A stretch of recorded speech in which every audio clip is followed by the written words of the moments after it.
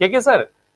सितंबर में आप सूची फाइनल जारी करेंगे, उसके बाद तुरंत चुनाव करा देंगे। ऑब्जेक्शन का समय लोगों को कब मिलेगा?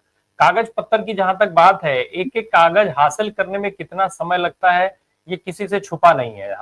हम भी जानते हैं, आप भी जानते हैं, हमारे तमाम दर्शक भी जानते हैं, जानता चुनाव आयोग और भारत के गृह मंत्री और प्रधानमंत्री भी हैं। तो कागज हासिल करने में किसी डिपार्टमेंट से कितना समय लगता है, ये सबको पता है। अब आप सितंबर में फाइनल सूची जारी करेंगे, जब तक लोगों को ये पता चलेगा कि उनका नाम नहीं है, किस वजह से नहीं है, तब तक चुनाव की डेट डिक्लेयर हो जाएगी, उसके बाद कुछ होना नहीं है। तो ये खेल क्या साफ दिख रहा है कि वही है। दूसरा एक और सवाल है बड़ा, जिसमें जो नागरिकता की बात है। भाई हम अगर यहाँ रह रहे हैं, हमारे पास आधार कार्ड है, आप हमें वोटर बनाइए, काम खत्म। नागरिकता तो साबित, नागरिकता का सवाल तो गृह मंत्रालय और भारत की सरकार समझेगी, आपसे उससे क्या लेना देना। दूसरा, जाति प्रमाण पत्र मांगे जाने का क्या मतलब है? जाति प्रमाण पत्र से चुनाव आयोग का संबंध कब से होने लग गया? देखिए, इस देश में चुनाव आयोग के बहाने लोकतांत्रिक आपातकाल थोपने की कोशिश की जा रही है और संविधान में जो चुनाव आयोग की शक्तियां हैं, वोटर के सूची में अपने नाम डालने का जो प्राविधान है सेक्शन 21 से लेकर उसके आगे तक, उसकी कोई झलक इन शाही फरमानों में नहीं दिख रही है।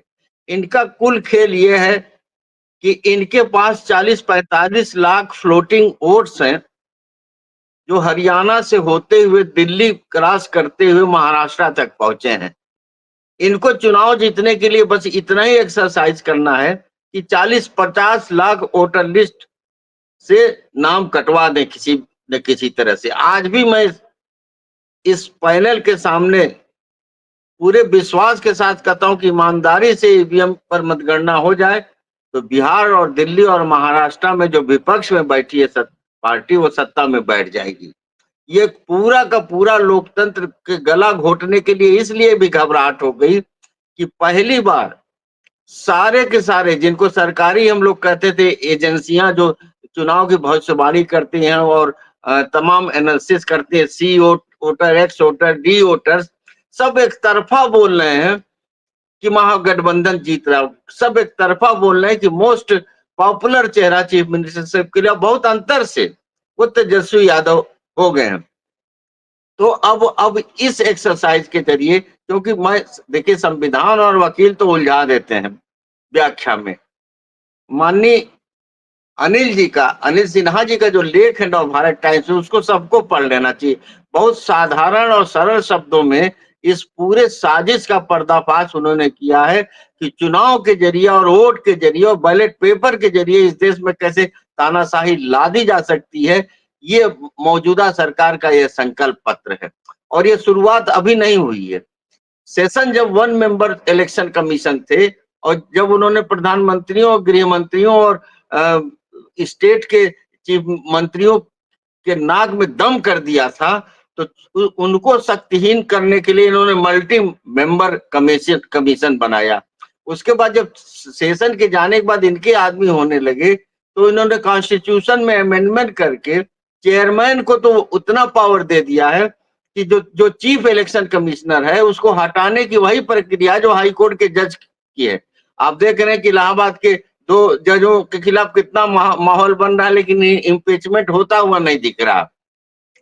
इनको हटाना असंभव है और बाकी 2 जो इलेक्शन कमिश्नर हैं उनको तो प्रशासनिक आदेश से चुनाव आयोग और राष्ट्रपति और प्रधानमंत्री कैबिनेट हटा सकती है। तो सबसे पहले तो मैं ये चाहूंगा कि इस कठिन समय में राहुल गांधी, अखिलेश यादव, तेजस्वी, स्टालिन, ममता दीदी, सबको संसद में इसके खिलाफ इम्पीचमेंट मोशन पारित करना चाहिए कि इसको हटाया जाए चीफ इलेक्शन कमीशन को।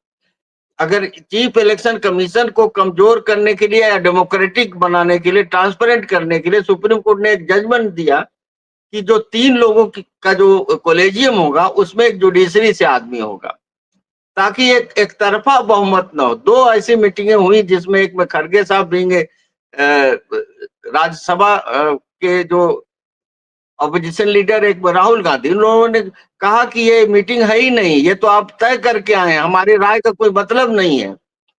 तो चीफ इलेक्शन कमिश्नर को जिस तरह से अपराजेय ताकत बना दी है, आप पूरा बिहार में कुछ नहीं हो रहा, इलेक्टोरल रोल का रिवीजन नहीं है, उसकी जरूरत ही नहीं है।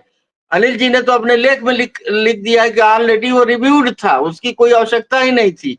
ये केवल और केवल, क्योंकि वो पहले भी अभी पिछले दौरे में वो कह चुके थे कि घुसपैठियों का नाम बहुत ज्यादा वोटर लिस्ट में बिहार के आ गया, और सिर्फ घुसपैठिए ही नहीं, बिहार का दलित, बिहार का अति पिछड़ा, बिहार का पिछड़ा वर्ग जो अपने सामाजिक कमजोरियों के चलते, शैक्षणिक पिछड़ेपन के चलते वो नए पद्धतियों से अपना नाम हर जगह नहीं डलवा पाता। और मैं छोड़ दीजिए उन लोगों का, हम 4 लोग बैठे हैं, चारों लोग अपना जन्म प्रमाण पत्र जरा दिखा दें।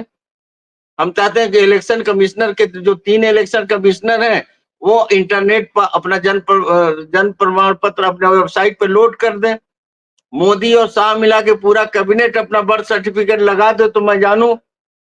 जिस देश में हम लोग के समय में सौरी में पैदा हुए थे, हम अस्पताल में नहीं गए थे, तो ये इंस्टीट्यूशनल डिलीवरी अभी भी गांव में इतना कम है। और बिहार की स्थिति, बिहार में तो अभी अभी देखिए जुलाई का महीना है, बिहार का 1/3 हिस्सा पानी में डूब जाएगा।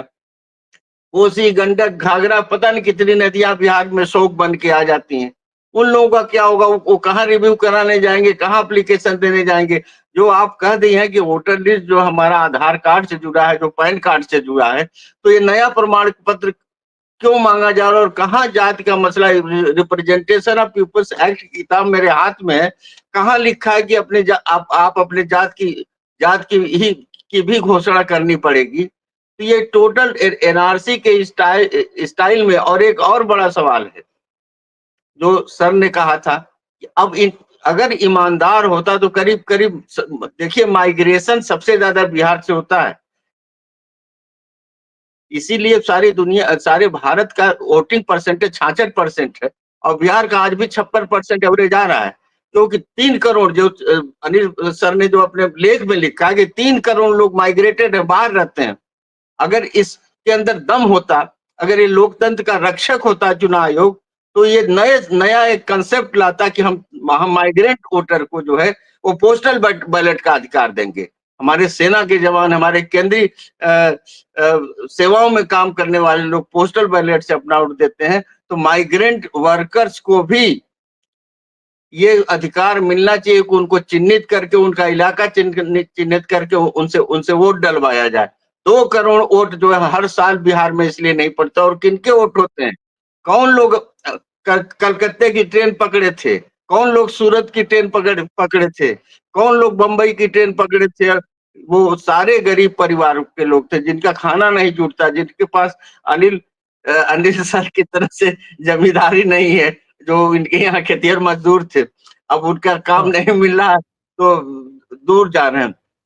तो ये बहुत खतरनाक ट्रेंड है। और मुझे बड़ी खुशी हुई है कि जो जो चुनाव के बाद महाराष्ट्र, हरियाणा और दिल्ली में जागे थे, बिहार बिहार की अपनी चेतना को सलाम करनी चाहिए कि बिहार की जनता अभी से उठ खड़ी हुई है। बिहार की जनता के दबाव में सारी विपक्षी पार्टियां साझा संघर्ष करने का प्लान कर रही है। अभी ज्वाइंट प्रेस कॉन्फ्रेंस हुआ सारे इंडिया गठबंधन की पार्टियों की, और ये बिल्कुल हेड टू हेड कोलिजन का समय है। क्योंकि बिहार में महागठबंधन की को अगर एक ईमानदारी से जीत नहीं हासिल होती है तो चुनाव की प्रक्रिया का कोई मतलब नहीं होता। आरपी एक्ट हो, कोई एक्ट हो, ये वोट किसी को पड़ेगा, गिना किसी को जाएगा। और 45 लाख जो इनके फ्लोटिंग वोट है जो घूम रहे हैं, वो ये जुड़वा देंगे और 30-40 लाख वोट निकलवा देंगे। इतना इनका सही गणित है। इन्होंने किस स्टेज से, देखिए पहले इन्होंने जो है काम किया ईवीएम को, ईवीएम वाला शोर हुआ तो उसके बाद इन्होंने वोटिंग परसेंटेज में घपला किया कि 5 बजे जब वोट कंक्लूड हुआ तो बताया कि 66% पड़ा है, 9 बजे रात को घोषित किया कि 72% वोट पड़ा, और उसका कोई जस्टिफिकेशन नहीं।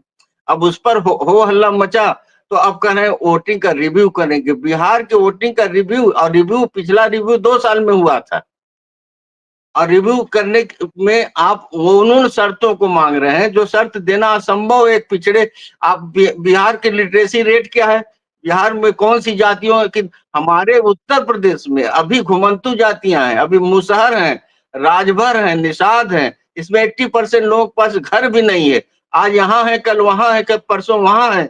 तो उनसे अब जन्म प्रमाण पत्र और निवास प्रमाण पत्र मांगेंगे, उनसे कहेंगे कि बाप दादा का प्रमाण पत्र लाइए।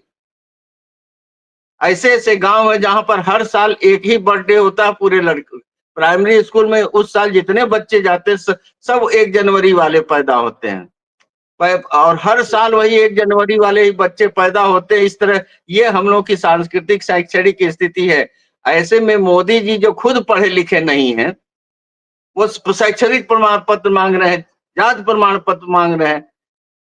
जी तो ये मैं तो चुनाव आयोग के खिलाफ एक मुश्तरका जंग का ऐलान होना चाहिए। और अनिल सिन्हा जी का जो लेख है वो बिहार की राजनीति में बहुत बड़ा बारूद का काम करेगा। अगर इसको वहां की राजनीतिक पार्टियां समझेंगी तो एक बड़े जन आंदोलन का, तो बिहार में उखाड़ फेंको में इस बार चुनाव आयोग को उखाड़ फेंकने का नारा लगना चाहिए।